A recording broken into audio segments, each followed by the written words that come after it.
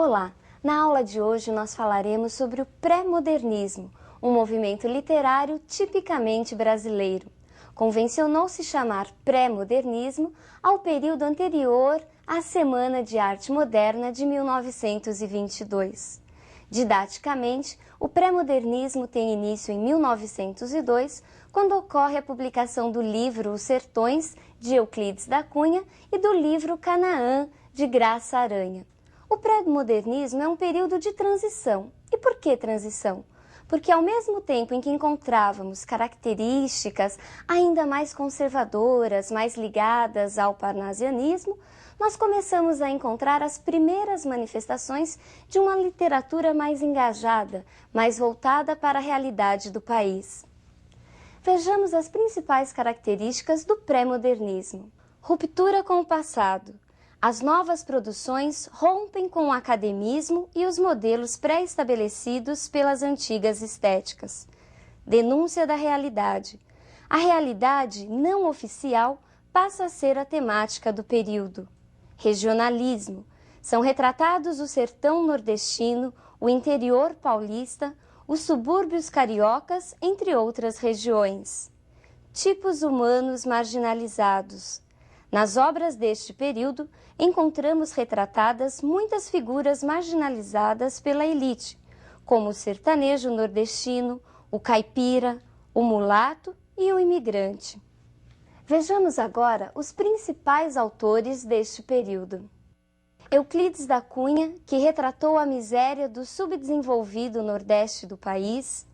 Lima Barreto, que retratou a vida carioca urbana e suburbana do início do século XX. Monteiro Lobato, que apresentou a miséria dos moradores do interior do Sudeste e a decadência da economia cafeeira. Graça Aranha, que retratou a imigração alemã no Espírito Santo. E Augusto dos Anjos, que apresenta uma classificação problemática, não podendo ser classificado apenas como um pré-modernista. Sua obra apresenta elementos de várias estéticas, mas para fins didáticos, costuma-se estudá-lo como um pré-modernista.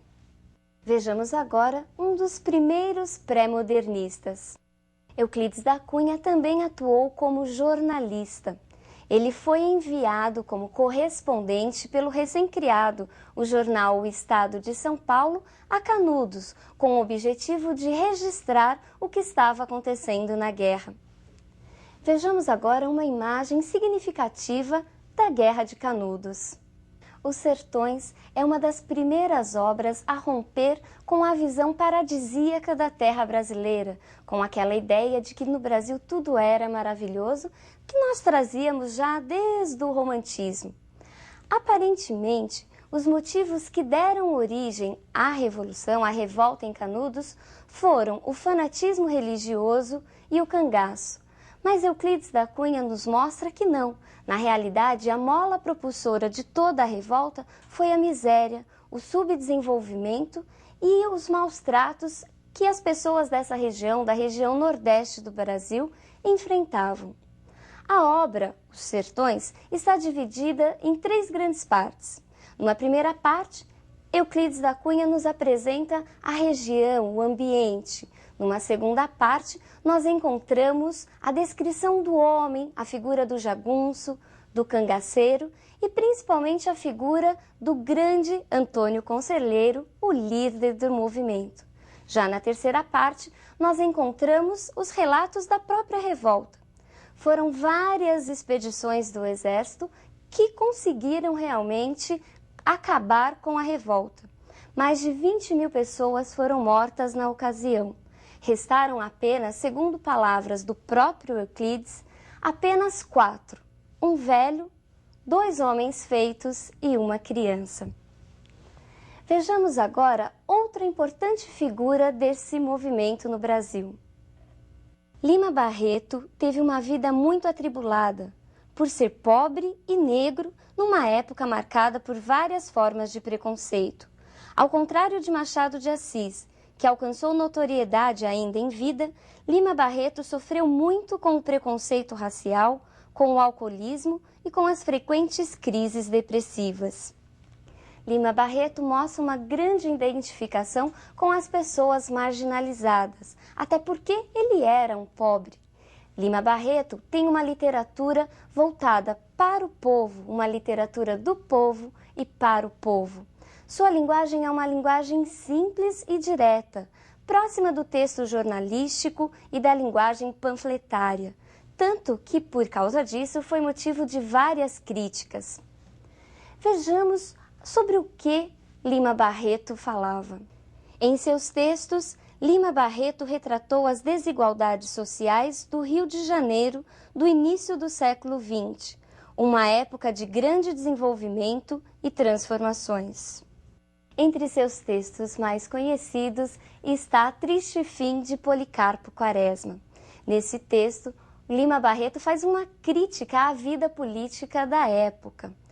Policarpo Quaresma era um major, era um fanático, um lunático, uma espécie de Dom Quixote brasileiro. Ele era contra qualquer influência estrangeira na cultura brasileira. Ele era todo preocupado com a linguagem certinha, com os nossos autores. Um exemplo de brasileiro, vocês não acham? Vejamos a que extremo chegou Policarpo Quaresma numa parte do livro.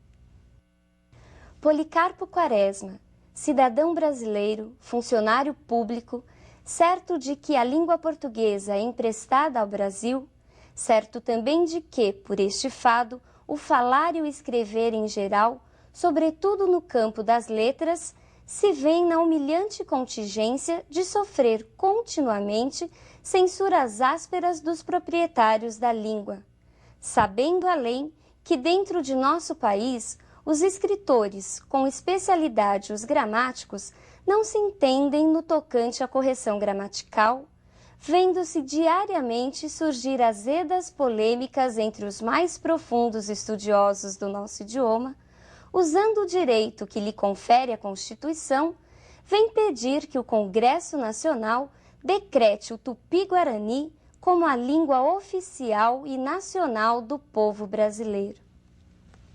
Imagine mandar uma carta ao Congresso Nacional pedindo que o Tupi fosse a nossa língua?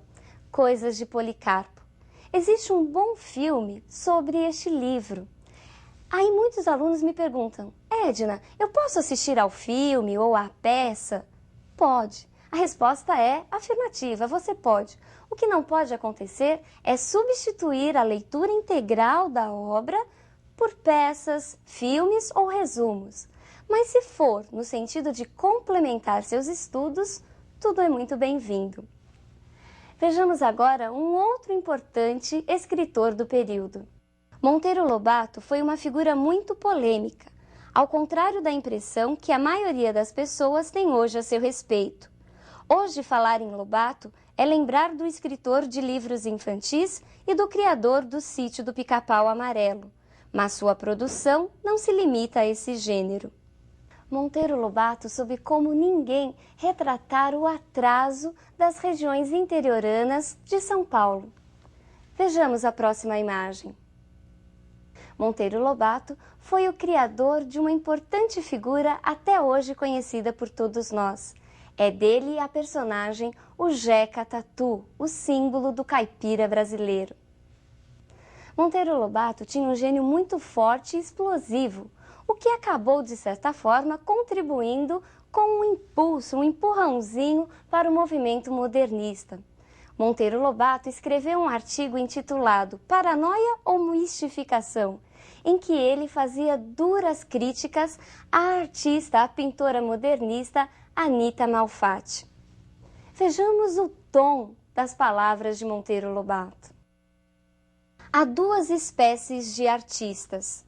Uma composta dos que veem normalmente as coisas e, em consequência, fazem arte pura, guardados os eternos ritmos da vida e adotados para a concretização das emoções estéticas, os processos clássicos dos grandes mestres. A outra espécie é formada dos que veem anormalmente a natureza e a interpretam à luz de teorias efêmeras, sob a sugestão estrábica excessiva.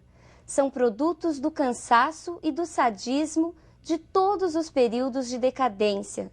são frutos de fim de estação, bichados ao nascedouro. Embora eles se deem como novos precursores de uma arte a vir, nada é mais velho do que a arte anormal ou teratológica nasceu com a paranoia e com a mistificação. Sejamos sinceros, futurismo, cubismo, impressionismo e tutti quanti não passam de outros tantos ramos da arte caricatural. Perceberam que agressivo? Dizem até que Anita Malfatti, depois desse texto, nunca mais foi a mesma. Outros importantes escritores são Graça Aranha e Augusto dos Anjos. Graça Aranha fala sobre a imigração alemã no estado do Espírito Santo. E Augusto dos Anjos é conhecido como o poeta, como o escritor do mau gosto, do escarro e dos vermes. Na aula de hoje, nós vimos as principais características do pré-modernismo, o primeiro movimento que começa a realmente mostrar a realidade da terra brasileira. Um grande abraço e até a nossa próxima aula.